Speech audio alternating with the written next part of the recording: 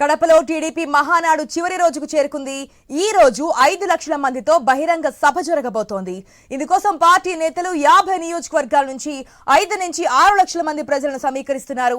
ఇక మరోవైపు అన్ని జిల్లాల నుంచి టీడీపీ శ్రేణులు తరలిరానున్నారు. ఈ రోజు సీఎం చంద్రబాబుతో పాటు మంత్రులు, ఎమ్మెల్యేలు కీలక ప్రసంగాలు చేయబోతున్నారు. మరి థర్డ్ డే మహానాడుకు సంబంధించిన అప్డేట్స్ తెలియజేయడానికి మా ప్రతినిధి కాంతి సిద్ధంగా ఉన్నారు. గుడ్ మార్నింగ్ కాంతి. ఈ 2 రోజులు జరిగిన సమావేశానికి 3వ రోజు చివరి బహిరంగ సభ ముగింపుగా మనకు తెలుస్తోంది. దాదాపు 5 నుంచి 6 లక్షల మంది జన సమీకరణకు కూడా ఏర్పాట్లు చేసినట్టు తెలుస్తోంది. దీనికి సంబంధించిన డీటెయిల్స్ ఏంటి?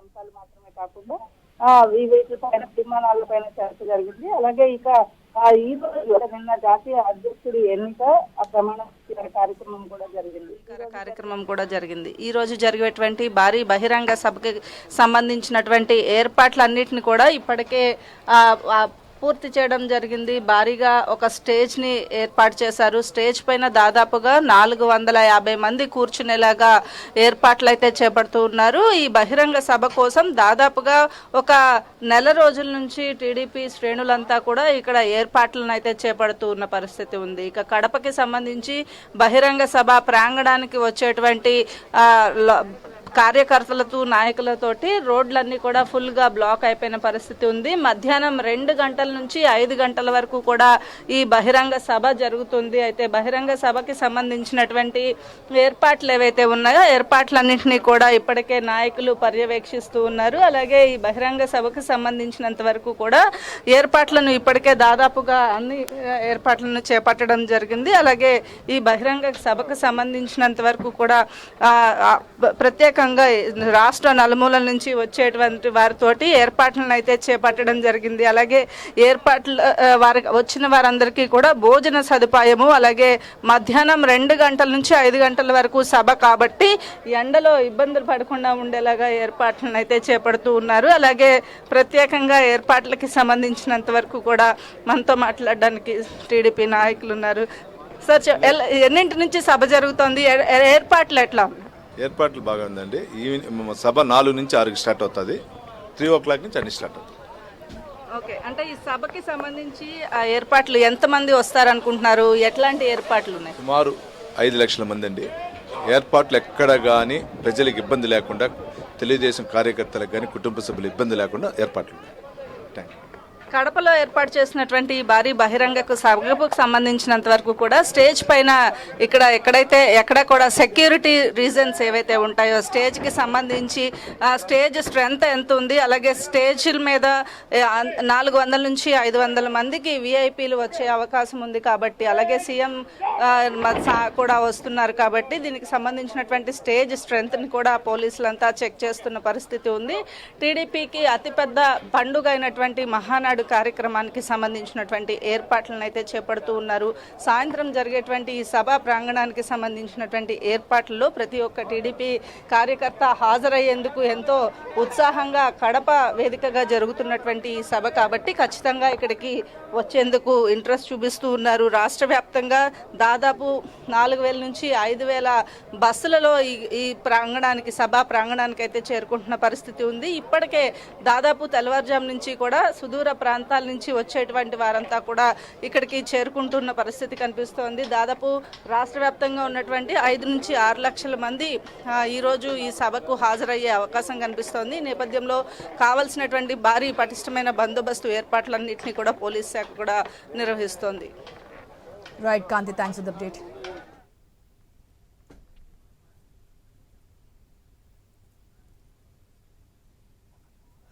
మనం చూస్తున్న 3వ రోజు అంగరంగ వైభవంగా అదేవిధంగా అన్ని ఏర్పాట్లు పూర్తయ్యాయి. ఈ రోజు జరిగే బహిరంగ సభకు సంబంధించి మహానాడుకి మరి మిగిలిన అప్డేట్స్ తెలుసుకుందాం. మా ప్రతినిధి వర్మ కూడా మహానాడు వేదిక దగ్గర సిద్ధంగా ఉన్నారు. Good morning Varma. దాదాపుగా 5 లక్షల మంది జన సమీకరణ అంటున్నారు. మరొక పక్క 2 తెలుగు రాష్ట్రాలకు కూడా వాతావరణ శాఖ అలర్ట్ జారీ చేస్తోంది. సో ఇటువంటి ఏర్పాట్లు చేస్తారు వచ్చినటువంటి తెలుగుదేశం పార్టీ కార్యకర్తలకి?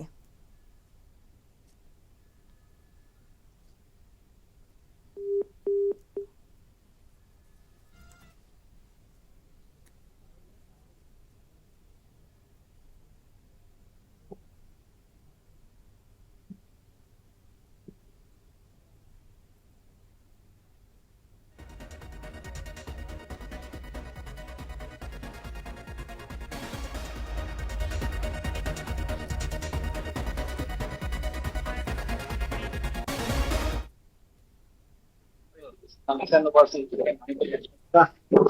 ఇక కడప నగరంలో అడుగడుగున కూడా పసుపు తోరణాలతో నిండిపోయిన పరిస్థితి అయితే ఉంది. ప్రస్తుతం కడపలో ప్రస్తుతం నేను ఉన్నాను. ఇక్కడ చూస్తే ఇప్పుడు బహిరంగ సభకి వచ్చే మార్గాల్లో కూడా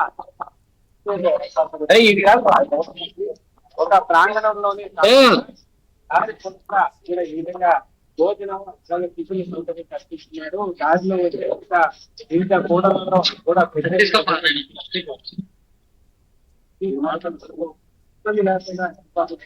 చెప్తున్నారు. ఇప్పటికే వేలాదిగా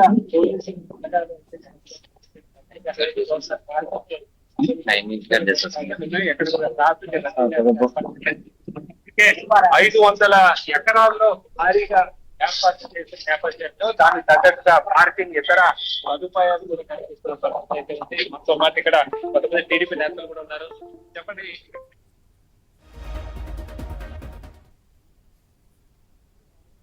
అవును సార్, మాది రాజంపేట నియోజకవర్గం.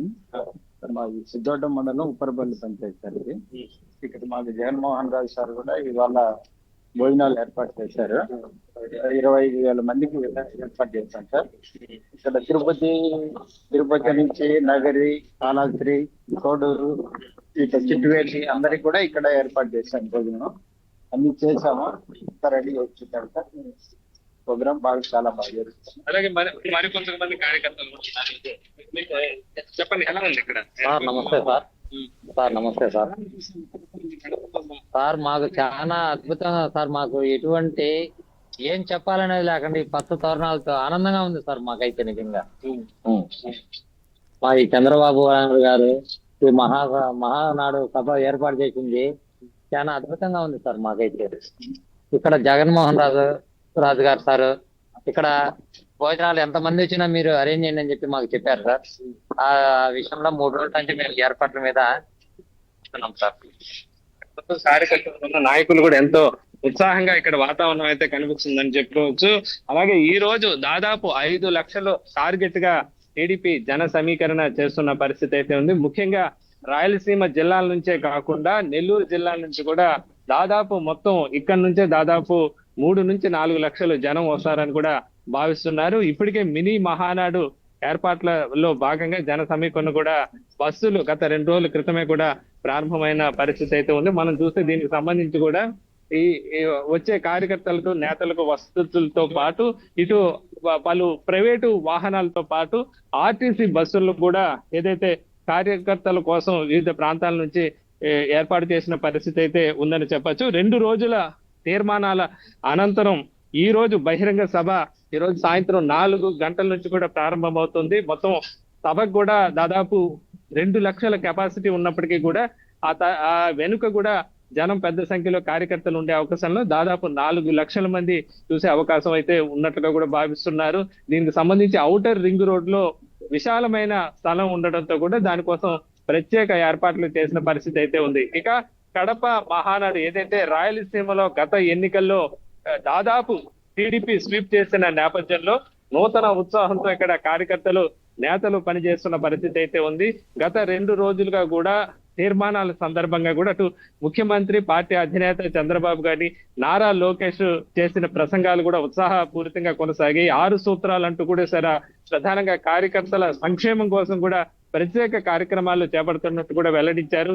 అలాగే స్టీల్ ప్లాంట్ కి సంబంధించి కూడా త్వరలోనే పనులు ప్రారంభమవుతాయని కూడా ఒక శుభవార్త అయితే కడప వాసులకు ముఖ్యమంత్రి చెప్పిన పరిస్థితి అయితే ఉంది. అలాగే హామీలు కూడా ఏదైతే గత కొంతకాలంగా ప్రతిపక్షాలు విమర్శిస్తున్నాయి ఆ హామీలు కూడా రేపు నెలలోనే వాటిని అమలు చేస్తాం, అలాగే దానికి సంబంధించి షెడ్యూల్ కూడా విడుదల చేస్తాం అంటూ కూడా ముందుగానే తేదీలు కూడా ముఖ్యమంత్రి చెప్పిన నేపథ్యంలో పార్టీ క్యాడర్ లో కూడా ఉత్సాహం నెలకొందని చెప్పొచ్చు. రాబోయే స్థానిక సంస్థల ఎన్నికలతో పాటు వచ్చే సార్వత్రిక ఎన్నికలు కూడా టార్గెట్ గా ఈ మహానాడు ఏర్పాటు చేసినట్టు కూడా చెప్తున్నారు. ఇక దీనికి సంబంధించి ఈ రోజు బహిరంగ సభ నుంచి వివిధ ప్రాంతాల నుంచి కూడా భారీగా నేతలు కార్యకర్తలు కూడా తరలి వస్తుండటంతో దానికి తగ్గట్టు అన్ని ఏర్పాట్లు చేస్తున్న పరిస్థితి అయితే ఉంది. గత 2 రోజులుగా రోజుకు 1,50,000 మందికి భోజనాలు ఏర్పాటు చేయగా ఈ రోజు దాదాపు 3 లక్షలకు పైగా జనానికి కావాల్సిన ఏర్పాట్లు చేస్తున్నారు. అవే కాకుండా ఈ మహానాడు ప్రాంగణంలోనే కాకుండా బయట కూడా ప్రత్యేకంగా ఫుడ్ కోర్టులు ఏర్పాటు చేసుకుని ఎలాంటి ఇబ్బందులు లేకుండా చర్యలు అయితే చేపడుతున్న పరిస్థితి అయితే ఉంది. మరోవైపు వేలాదిగా బలగాలు అంటే దాదాపు 5,000 మంది పోలీసులు అటు డీజీపీ, డిఐజీ, 6 ఎస్పీల పర్యవేక్షణలో ప్రస్తుతం అయితే భద్రత అయితే కొనసాగుతున్న పరిస్థితి అయితే ఉంది. ఆశ. Right Varma, thanks for the update.